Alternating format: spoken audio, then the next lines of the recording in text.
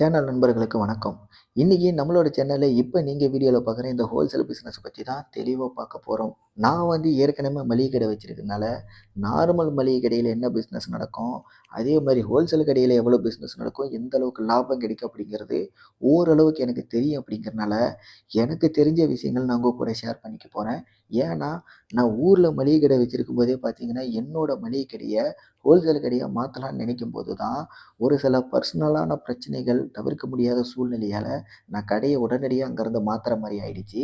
அதுக்கப்புறம் நான் சென்னை வந்ததுக்கப்புறம் எனக்கு இடங்கள் செட் ஆகல. ஹோல்சேல் கடையா மாத்துனாலும் கூட என்னால அந்த அளவுக்கு பொருட்கள வச்சு மேனேஜ் பண்ண முடியாது அப்படிங்கிறனால, நான் வந்து அந்த பிளான கைவிட்டுட்டேன். இப்ப மறுபடியும் பார்த்தீங்க அப்படின்னா, என்னோட கடைய நான் ஊருக்கே மாத்துனதுனால, மறுபடியும் ஹோல்சேல் கடையா மாத்தலாம் அப்படின்னு சொல்லிட்டு ஒரு சில முயற்சிகள் நான் இப்பவே எடுக்க ஆரம்பிச்சுட்டேன். அதனால இது 2க்குமே இருக்கிற வித்தியாசங்கள் என்ன அப்படிங்கிறது எனக்கு தெரிஞ்சத ஓரளவுக்கு உங்க கூட நான் ஷேர் பண்ணணும்னு நெனைக்கிறேன். அதனால வீடியோவ கடைசி வரைக்கும் பாருங்க. எனக்கு தெரிஞ்ச விஷயங்கள் உங்க கூட நான் ஷேர் பண்ணிக்கிறேன். அதே மாரி மிக முக்கியமான இன்னொரு சிந்திக்க வேண்டிய விஷயத்தையும் வீடியோவோட கடைசியில நான் சொல்றேன். அதையும் கேளுங்க. உங்களுக்கு என்ன தோணுது அப்படிங்கிறத கீழ கமெண்ட்ல தெரியப்படுத்துங்க.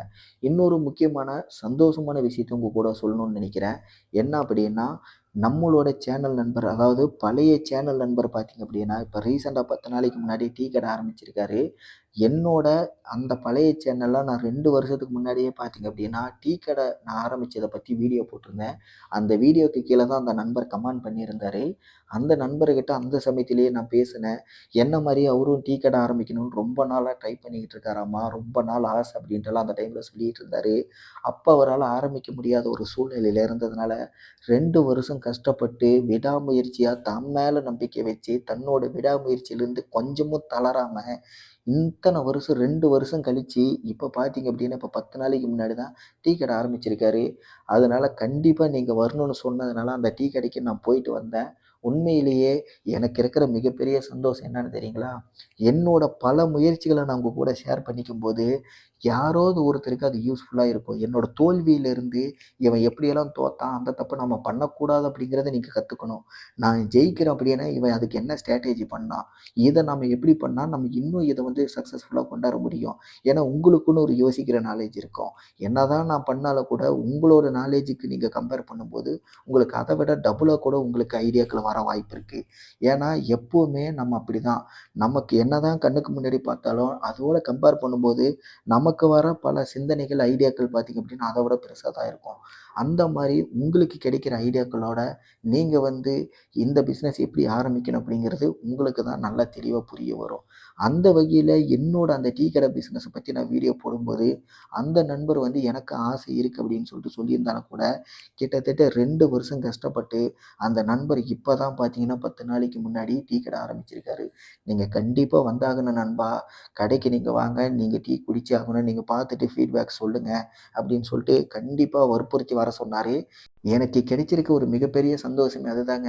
நம்மளோட சேனல் நண்பர் ஒருத்தர் வந்து தொழில் ஆரம்பிச்சதுக்கப்புறம், என்னோட தொழில் முயற்சிக்கு உங்களோட வீடியோவும் சிறிய அளவோட உதவியா இருக்கு அப்படின்னு சொல்லிட்டு சொன்னாரு பார்த்தீங்களா?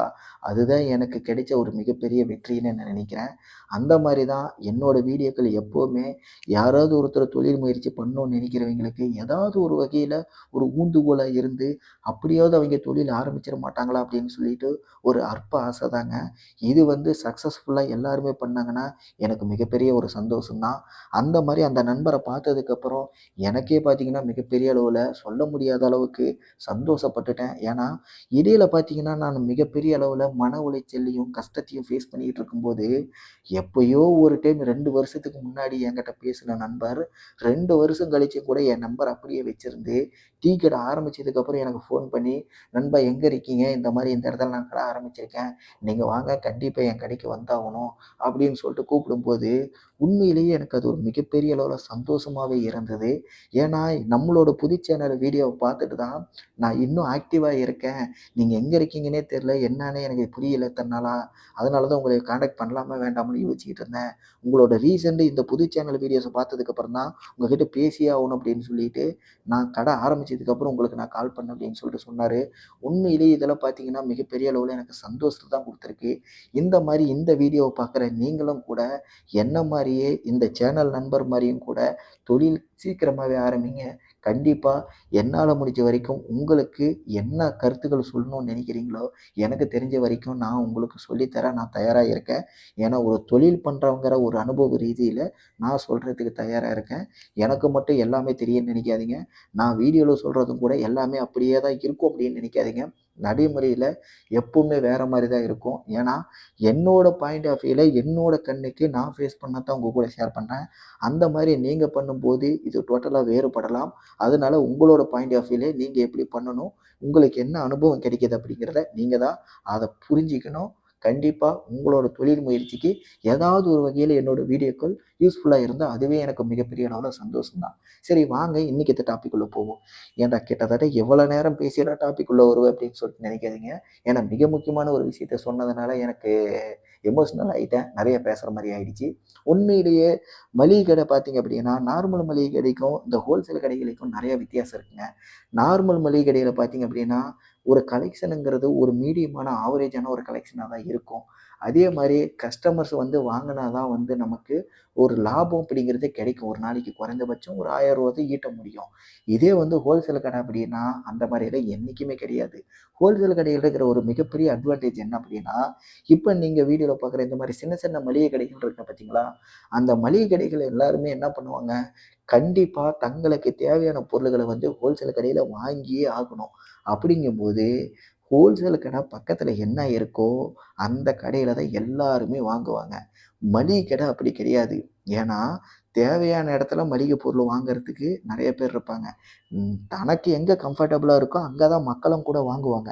ஆனா ஹோல்சேல் கடை அப்படி கிடையாது.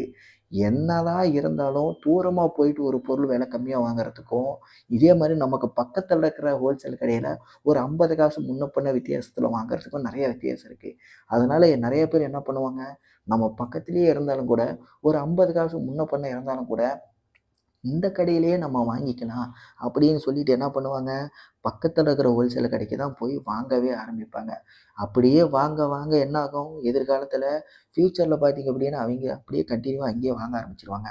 அதனால நார்மல் மளிகை கடைய விட ஹோல்சேல் கடையில அப்படிங்கிறது ரெகுலரா வந்து எப்படி பார்த்தாலும் மக்கள் மளிகை கடைக்காரங்க வாங்கியே ஆகணும்.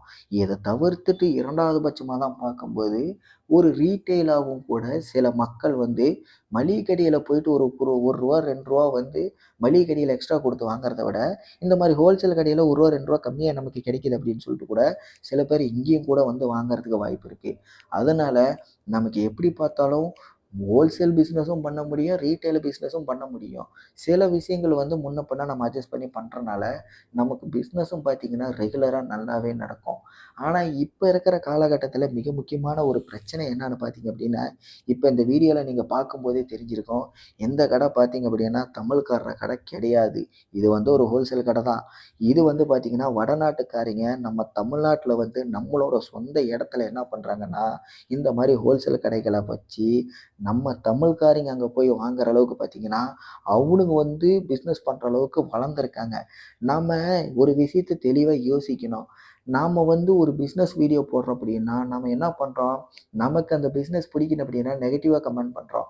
நமக்கு தொழில் பிடிக்கல அப்படின்னா, நம்ம என்னதான் ஒரு தொழில் பண்ணணும் அப்படின்னு சொல்லிட்டு முயற்சி பண்ணிக்கிட்டே இருந்தாலும் கூட, நாம முயற்சி பண்ணிக்கிட்டு இருக்கிற அந்த கேப்ல பார்த்தீங்க அப்படின்னா, ஒருத்தன் செயல்ல இறங்கி பண்ணிக்கிட்டு இருக்கான்.